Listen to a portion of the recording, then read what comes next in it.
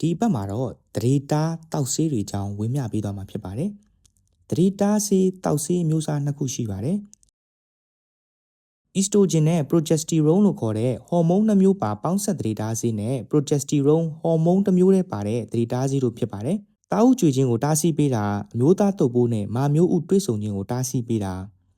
တအိမ်နေရမှာသတိတားကတ်ဆွဲလို့မရအောင်ကြီးထွားလို့မရအောင်တားဆီးပေးတာစတဲ့နည်းတွေနဲ့ကိုဝင်မရအောင်တားဆီးပေးနိုင်ပါတယ်။ဆေးကိုနီးစနစ်မှန်မှန်ကန်ကန်နဲ့တိကျစွာသုံးပါက69%ကျော်အထိထိရောက်ပါတယ်။ဈေးကွက်ထဲမှာတားဆေးမျိုးမျိုးရှိပြီးအများစုက28လုံးပါဆေးကတ်နဲ့21လုံးပါဆေးကတ်တို့ဖြစ်ကြပါတယ်28လုံးပါဆေးကတ်များစားတောက်ဖို့အမှတ်သားလုပ်ပေးထားတဲ့နေရာကနေတနေ့တစ်လုံး28ရက်ကြာမှန်မှန်တောက်ပေးရပါမယ်ဆေးကတ်ရဲ့အောက်ဆုံးတန်းရောက်တဲ့အချိန်မှာရာသီလိုသွေးဆင်းတတ်ပါတယ်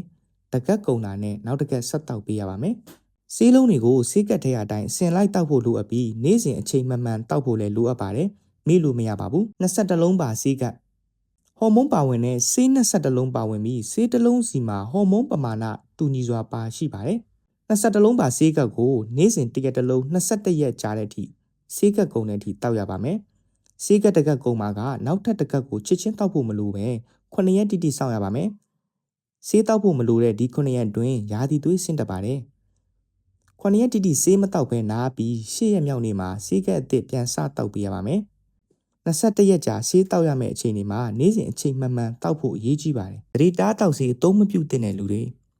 အသက်35နှစ်နဲ့အထက်ဆက်လက်တောက်သူတွေအဝလွန်သူတွေယောဂအခံရှိသူတွေဆေးဝါးတွေကိုရေရှည်ဆွဲတောက်နေရသူတွေဒီသတိတားတောက်ဆေးကိုအသုံးမပြုသင့်ပါဘူး။တောက်သုံးရလိုအပ်လာပြီဆိုရင်ဆရာဝန်နဲ့တိုင်ပင်ပြီးဆရာဝန်ရဲ့လမ်းညွှန်အတည်ပြုချက်နဲ့သာဒီဆေးကိုတောက်ပါ။